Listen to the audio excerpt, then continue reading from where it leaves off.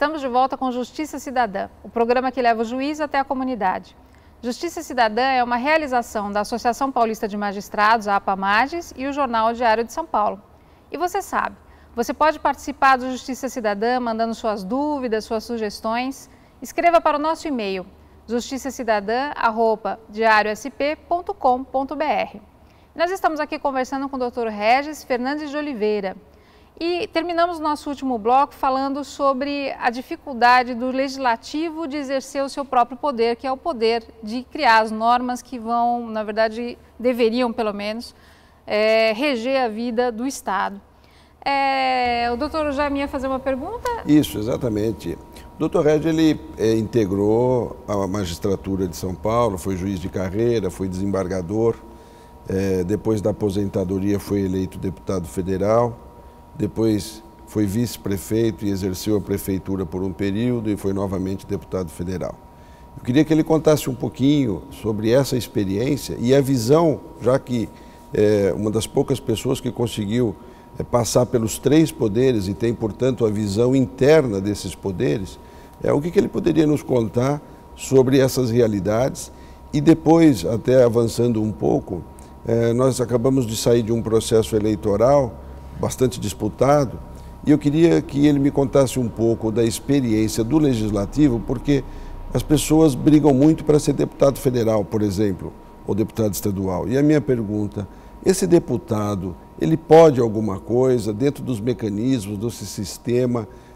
O eleitor que ficou feliz com a eleição do seu deputado, esse seu deputado tem força dentro do Congresso ou os mecanismos enfraquecem e a máquina acaba engolindo essa ação? O deputado não tem força alguma, nada. Quando você se elege, se fala, bom, agora eu sou um dos 513 brasileiros privilegiadíssimos desse país que consegue obter um cargo dentro do Congresso Nacional. Aí vem a frustração, que é rapidinha. Por quê? Porque primeiro a estrutura de comando da Câmara dos Deputados, vamos falar da Câmara apenas, né? É composta pelo presidente, pelo vice-presidente, pelos secretários e pelos líderes partidários. Só. Essa é a chamada alta cúpula. O resto é o resto. O resto é a chamada raia miúda, que não dá palpite nem nada. Para você ir para escolher uma comissão, para você ir para essa comissão, depende do teu líder. Se você não tiver boa amizade com ele, ele fala, não vou te pôr. Pronto, ele não põe. Então você já começa por aí, você tem que submeter a uma determinada estrutura, né, de poder. A partir daí, você propõe um projeto que é eventualmente de alto interesse para um grupo qualquer, de alto interesse do próprio país. E se você não conseguir realmente estimular o Estado a te ajudar naquilo, se você não conseguir estruturar que o teu líder se interesse por aquilo, esse projeto é absolutamente ignorado. Tanto é que, digamos, hoje, no Congresso Nacional, hoje na Câmara dos Deputados, deve ter cerca de 4 a 5 mil projetos, suponho. Emendas constitucionais, 2.000 tramitando hoje. Estou dando um chute, mas não é muito fora disso. Então, veja só, o que vai para o plenário, para ser discutido no plenário?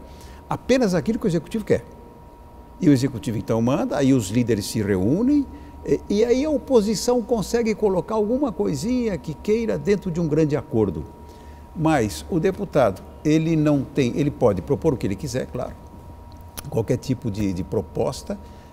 Aquilo entra numa tramitação complicadíssima, tem que passar por diversas comissões, então você tem que pegar o teu projeto, correr atrás dele, tentar pôr na pauta, tentar que o cara faça o relatório, o relator faça o relatório, que seja submetido à decisão.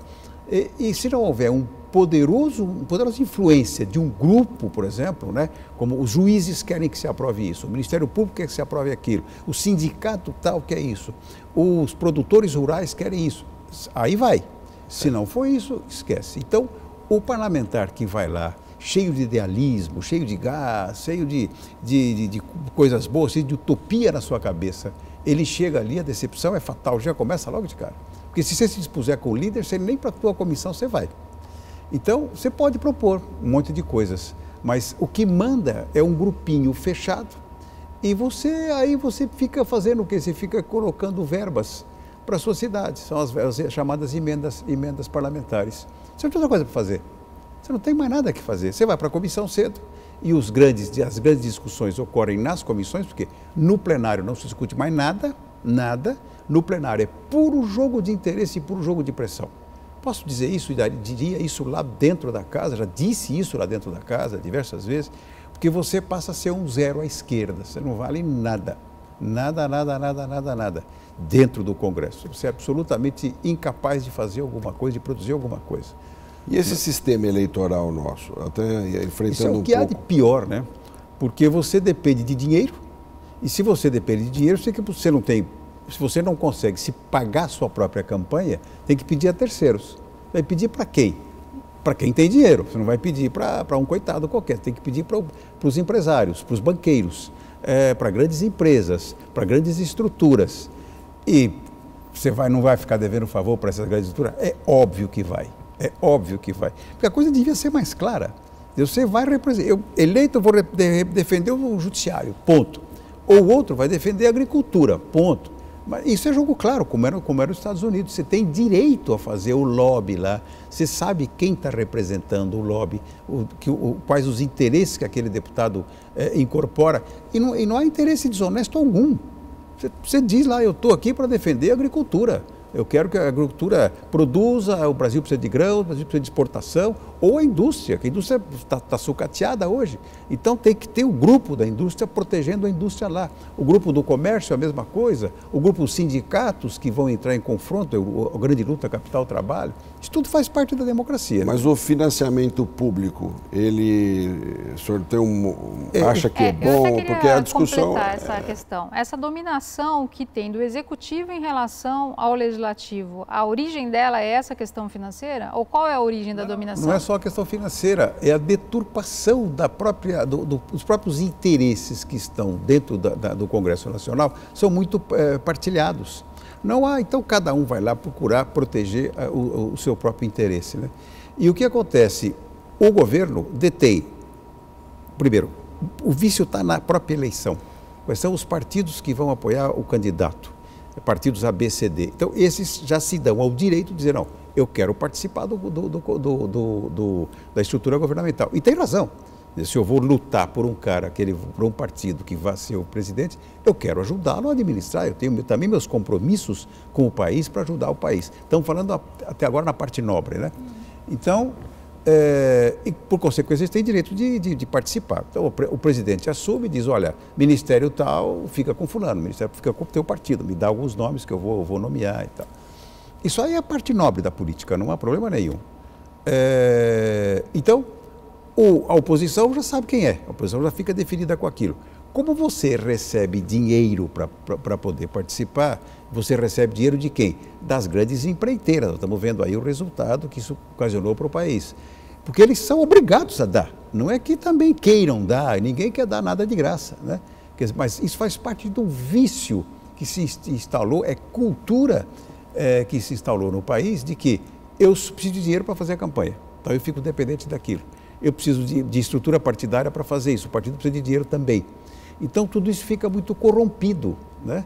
Hoje o perfil da nossa estrutura política é o que é de pior. O que é de pior é lixo. Não tem como subsistir isso. E por consequência, você tem que criar o quê? O patrocínio público de campanha. Mas você só pode ter o patrocínio público de campanha se você mudar a forma de indicação dos candidatos. Como a indicação dos candidatos hoje é por lista aberta, você não tem como fazer o patrocínio público, só se você passar a ter a chamada lista fechada, que significa, como era nos Estados Unidos, quem vai ser o presidente? Primeiro você briga dentro do teu partido, se o partido te indicar, você é o candidato. Quem vai ser o deputado? Você primeiro briga dentro do teu partido.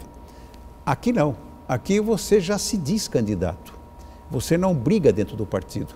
Então o partido teria que fazer uma lista fechada, então você não vai votar mais no candidato.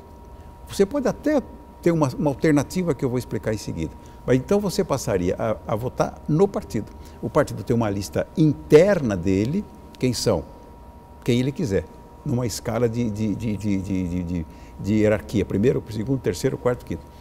o partido tem X mil votos. Quem que é o primeiro eleito? É o primeiro da lista partidária fechada, que é disputada internamente. Eu vou brigar dentro do meu partido para ser o primeiro, né? E o que eu faço? Eu tenho, então, que colocar gente, eu tenho que colocar afiliado ao partido e tenho que me credenciar como o primeiro da lista.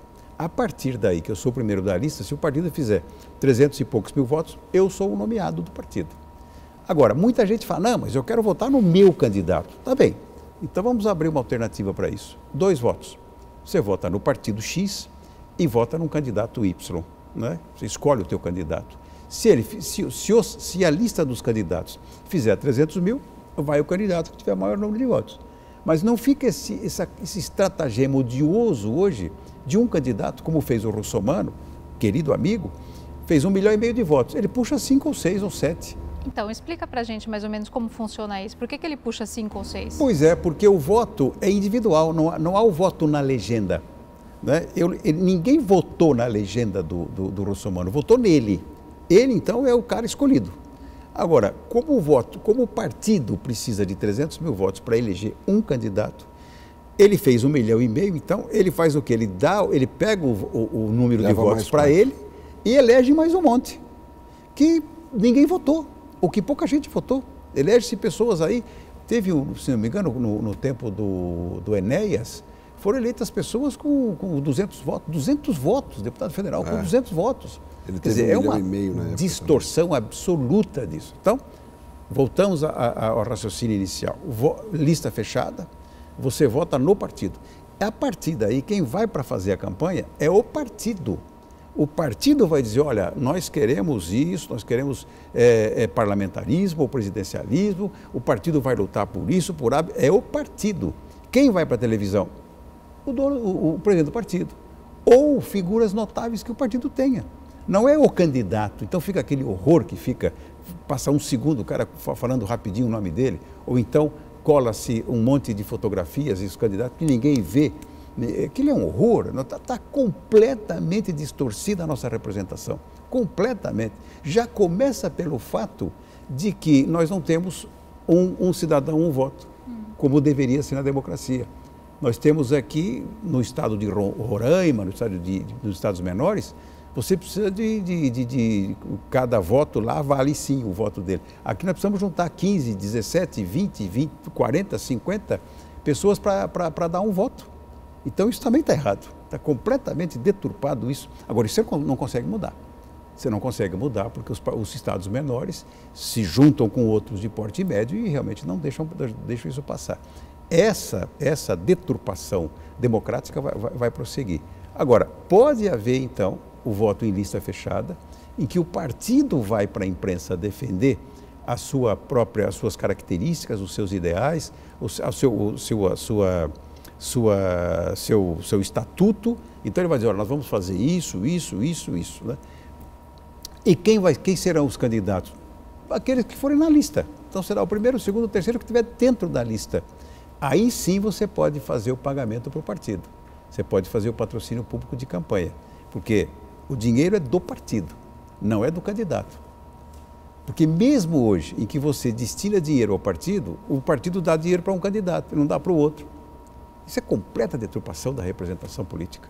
E aí os candidatos teriam o mesmo tempo para falar, inclusive. Não, ninguém fala. Não precisa falar o candidato. Sim, o partido teria o mesmo tempo. O partido tem o mesmo. O partido pode exatamente ter igualdade de condição. Pode ser a igualdade ou pode ser mesmo a representação por... E outra coisa importante que tem que ser feita é a cláusula de barreira, né? E não tem sentido o Brasil ter 32 partidos. Não há 32 ideologias, né? Bom, a gente vai falar sobre isso já, porque agora nós vamos para o nosso próximo intervalo, mas continue conosco.